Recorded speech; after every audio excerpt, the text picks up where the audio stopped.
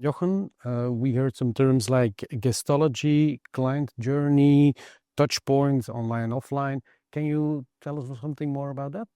Yeah, so for the three terms, so Guestology stems from Walt Disney, which is a mindset, in fact, extreme mindset to think always in perspective of the customer. So, for example, how do I design the park, the attraction park, from the perspective of the customer? How are the hotels in Disneyland built from the perspective of the customer?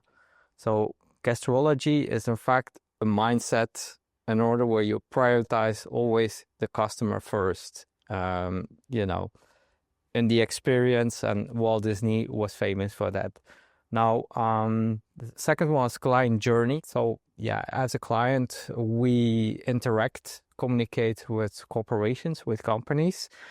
We do that at several stages. That can be on the moment we don't know anything yet of this company and we get some notification about them. They exist.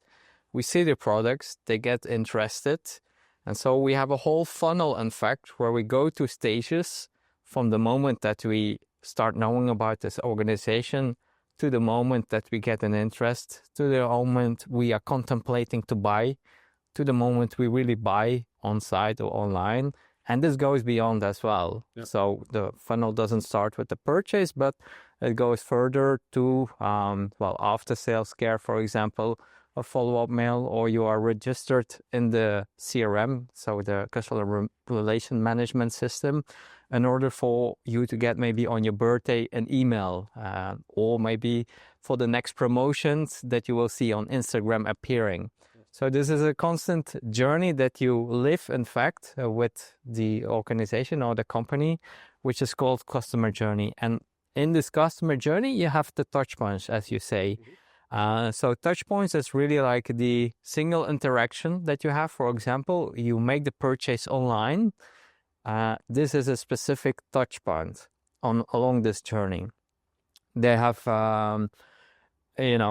detailed for larger corporations, like, for example, one of the airlines, I thought it was Scandinavian Airlines, I don't remember, that they identified over 500 touch points with the customers. Okay.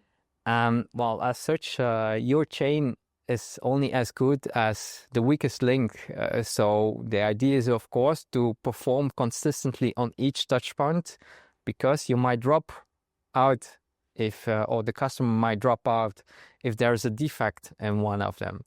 So what you want to do as a company is, especially on those moments of truth, you want to hit it. So if someone goes online to buy it, you want that everything goes frictionless. Mm-hmm.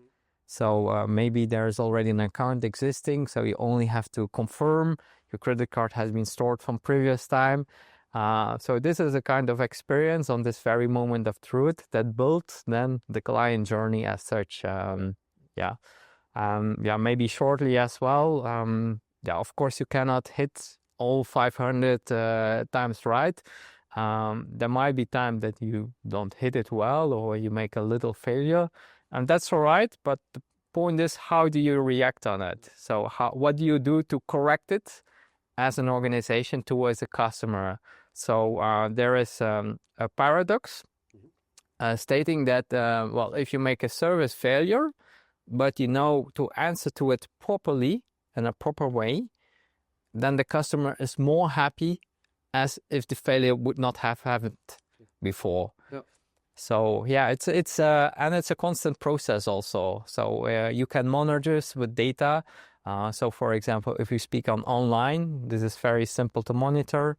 How many visitors do I have on my site? How much convert into real bookers? And yeah, you can see if this is a good conversion rate or not. You can act upon it. That's one of the advantages we have now with the digitalization and the customer journey.